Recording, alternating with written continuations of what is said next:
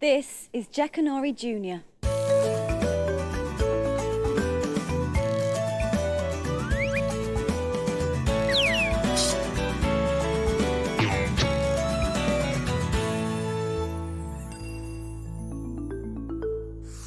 Hello, I'm Amanda. This story is set in a pirate school where Smudge, Flo, Ziggy and Corkella are learning to be pirates. It's called the Bun Gun. Chomp, chomp, slurp, slurp. It was lunchtime at pirate school and the teachers were in the head teacher's cabin eating. Mrs. Mugwump was chomping a jammy donut. Miss Fishgrip and Mad Maggot were slurping champagne. Miss Snitty, the secretary, was eating a lettuce leaf. She was on a diet. But the noisiest eater was the head teacher, Patagonia Clatterbottom. She sat in her boat pram eating a great pile of food. Slip, slurp.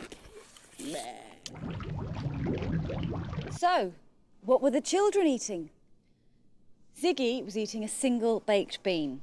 Corkella was eating a baked bean. Smudge and Flo were each eating a baked bean. Even Jazz the dog was eating a baked bean. It was a very small lunch. "I'm hungry," moaned Ziggy.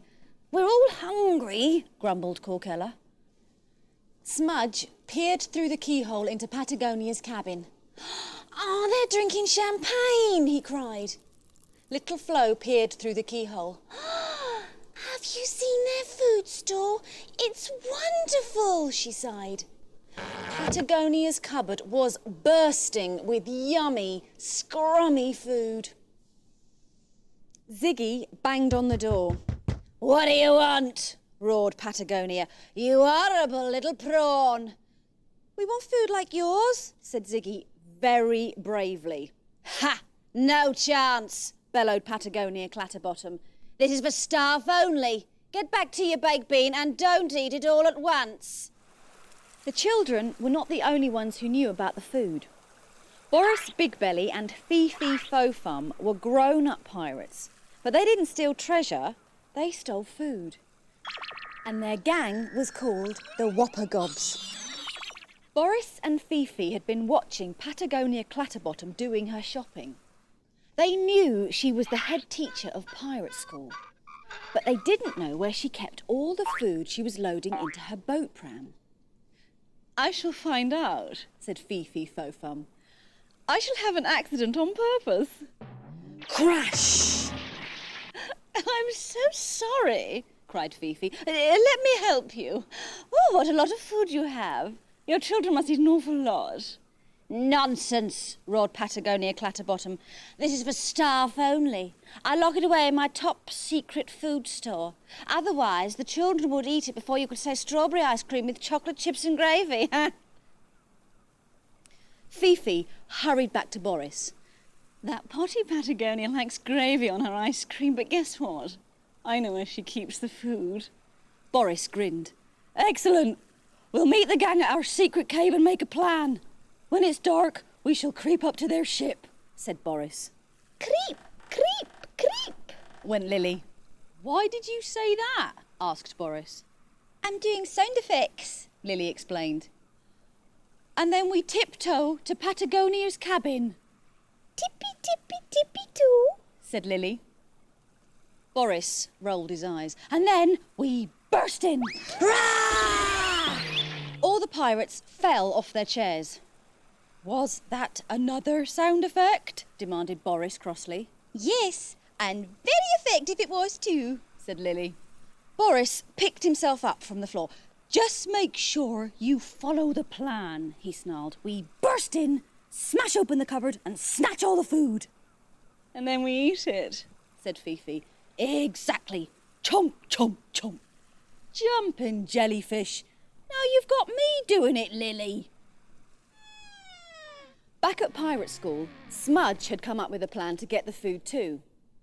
"We stand by the door and shout, 'Fire! Fire!'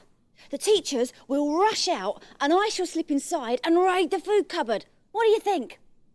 Little Flo was amazed. "You are clever," she told him, and they both blushed. "Good plan," agreed Corkella. "Might just work." went Jazz. So they stood outside the head teacher's door and yelled, "Fire! Fire!" bellowed Mad Maggot, charging out of the cabin. "Fire!" squeaked Miss Snitty before she was mown down by Mrs. Mugwump and Miss Fishgrip as they made their escape. "Fire! Oop! Oh, you help!" went Patagonia Clatterbottom as she tripped over Miss Snitty and went tumbling along the passage. Smudge dashed into the empty cabin and raced to the top secret food store. He pulled out buns and doughnuts galore. Then he made a dash for safety, straight into Patagonia Clatterbottom, who was struggling up from the floor. "What's this? Hey, piddly-piffling pirate being piratical in my pantry. Throw him in the old," cried the head teacher. As Smudge was dragged away, Ziggy reached out and stuffed something down the back of Smudge's trousers. "Oh!" said Smudge, very surprised. "Shh!" whispered Ziggy with a wink. Mrs. Mugwump opened the hatch and Miss Fishgrip dropped Smudge inside. Bang! The hatch was shut tight. It was so dark in the hold that Smudge couldn't see a thing. He felt inside his trousers. What had Ziggy put in there? A torch! Clever Ziggy! There wasn't much in the hold at all. He found a few old tools and a table. He met several friendly rats too. But he couldn't find any way out. Smudge sat down and wondered what to do next. And that was when he heard muffled voices from above. Smudge listened carefully. He heard someone say, "Get the gangplank ready. Tomorrow we shall make that wretched child walk the plank." Smudge was very scared when he heard this, but he realised he was right beneath Patagonia's cabin. And that gave him another idea, an even better one. Boris Bigbelly stood at the back of the little rowing boat. "This has got to be a big surprise. We mustn't wake up anyone on board, so don't splash." "Splish, splish," whispered Lily. "I said no splashing," hissed Boris. "I wasn't. I was splishing," said Lily, "and that's a lot quieter." The rowing boat rocked gently up against Pirate School. All was quiet, except for Patagonia snoring. The Whoppagobs threw ropes onto the deck and then they climbed up them. "Tippy-tippy-doo, creak," went Lily as they crept across the deck. "Be quiet," muttered Boris. "I'm pretending there was a loose plank. It makes it more exciting." "No more sound effects. Right, this is Patagonia's cabin. Get ready on the count of 3, okay? 1, 2, 3, charge!" Uproar. The teachers woke with a start and hurried to Patagonia's cabin. "Ow! Get off! No! Take that! No! You take that! Ow!" In a few moments, the Whoppagobs had won the fight. "Now we're going to steal all your food," sniggered Fifi Fofum. "You'll never get away with it," growled Patagonia. "I think we will," sneered Boris, opening up the top secret food store. Miss Snitty peeped into the cabin. Oh, what a pickle the pirates were in! "Oh, yummy yums!" chorused the Whoppagobs, staring at the gorgeous pile of food. And then, just as Boris Bigbelly reached in to grab it all, whoosh! The food vanished right in front of their eyes. Down in the hold, Smudge had been working on his clever plan. He had found a little saw and made a hole right beneath the food cupboard. Smudge heard the fight but had no idea what was going on. Then, just as the pirates tried to grab the food, Smudge finished the hole and the food fell straight down into the hold. "That little kid's nicked our food," cried Fifi, staring down the hole. "It's our food," snarled Patagonia. "Boo-hoo!" sobbed Lily. "Is that another sound effect?" frowned Boris.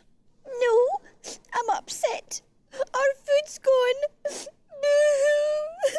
"I'm going to get it back," declared Boris, and he jumped down the hole. Of course, he was far too fat, and he got stuck, like a cork in a bottle. "Help!" he squeaked. Fifi Fofum pulled and pulled. Lily Lollop grabbed Fifi and Two-Tooth Charlie pulled on Lily, but it was no good. Boris was well and truly stuck. All that banging and crashing had woken up the children. Miss Snitty tiptoed to their room. "I don't know what to do," she wailed. "Don't worry," said Corkella, holding her hand. "We do. We're pirates." They crept down the passage and found everyone in Patagonia's cabin, with Big Belly stuck in the hole. They quickly shut the door. Now the Whoppagobs were their prisoners, and so were all the teachers. Bang, bang, bang! The prisoners were not at all happy. But the children had gone off to rescue Smudge from the hold. "I'm not coming out," he grinned. "You've got to come in." "Surprise!" cried Smudge, showing them all the food. And they sat down and began to eat. There were 8 very cross pirates locked in Patagonia Clatterbottom's cabin. Fifi Fofum tried to escape through the window, but she got stuck too. All you could see was her big wobbly bottom and her little legs kicking. So that was where the pirates stayed for the rest of the night. In the morning, the children returned to Patagonia's cabin. 3 of them had swords, but Ziggy was pulling a small cannon and holding a bulging sack. "We will let you out," Corkella called through the keyhole, "but don't dare try anything. You are all going to walk the plank." They opened the door. Out came Two-Tooth Charlie and Lily Lollop. Out came Patagonia and the teachers. That left the 2 fattest pirates stuck inside. "I know how to get Fifi out of the window," said Little Flo.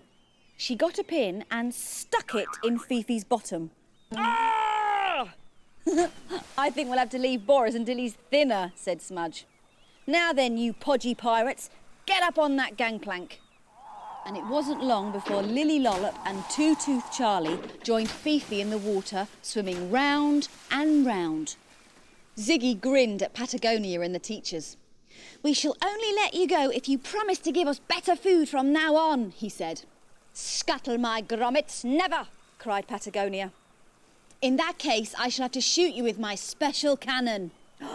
"You wouldn't dare," said Patagonia fiercely. "Oh, yes, I would," laughed Ziggy, taking aim. "This is my bun gun." "Boiled barnacles, there's no such thing as a bun gun," scowled the head teacher. "Yes, there is. It fires buns," Ziggy explained. Bang! "Wobbling whelks, look at the mess you've made, you horrible shrimp."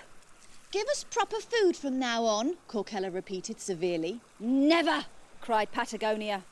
Bang! "Now he's got all of us," complained Miss Fishgrip. "For pity's sake, give in." "Never!" roared Patagonia yet again. "Load up the special ammunition," ordered Ziggy. "Special ammunition?" "Jam donuts!" Bang! Splodge! "What a horribly messy-looking bunch of pirates," said Corkella. "I think they need a bath, don't you?" "Yes!" yelled the others. "Put them on the gangplank!" So Patagonia and the teachers joined the other pirates in the sea. Jazz jumped in too, but that was because he liked getting wet. As for the Whoppagobs, they had to swim to their rowing boat and go away with nothing. The children celebrated all day. "How about a nice jam donut?" asked Smudge. "Oh, I never want to see a jam donut again," growled Patagonia Clatterbottom. Chomp, chomp, chomp, glug, glug, glug. Was that a sound effect? No, it was real. Bye for now.